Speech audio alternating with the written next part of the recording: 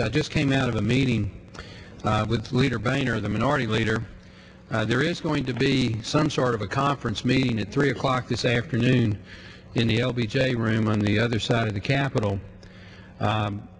We've been told, though, that the Speaker and the Majority Leader have locked the conference down, and they want to have it voted on and passed by 6 o'clock Friday afternoon so that the Speaker can go on her trip to Italy and Afghanistan.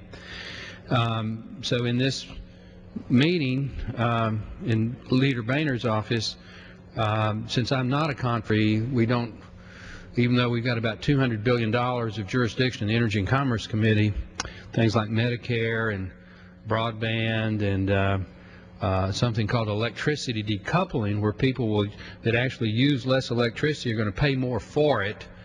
I'm not sure I understand how that's stimulative to the economy. But I asked what the agenda was, and nobody seems to know.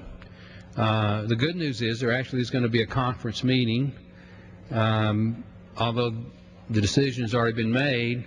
So, you know, my question to the majority in this body is, how do you move an $800 billion package, which is larger than the entire economy of the nation of Australia, with almost no transparency, no accountability, and a conference committee that's already been preordained what they're going to report out sometime tonight or tomorrow?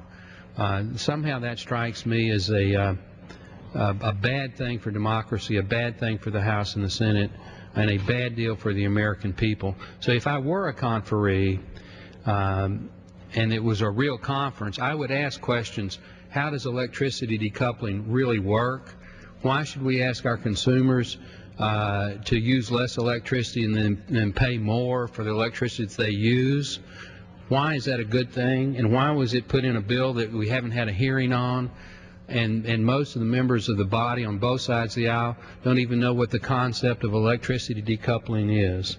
So I guess, Mr. Speaker, I guess I'll end up by saying I wish that we ran the whole House like Chairman Gordon and Ranking Member Hall run the Science Committee, where there really is cooperation, there really is bipartisanship, and the result is that bills come to the floor that both sides can support. And with Gentleman, that, yield. I'd be happy to yield.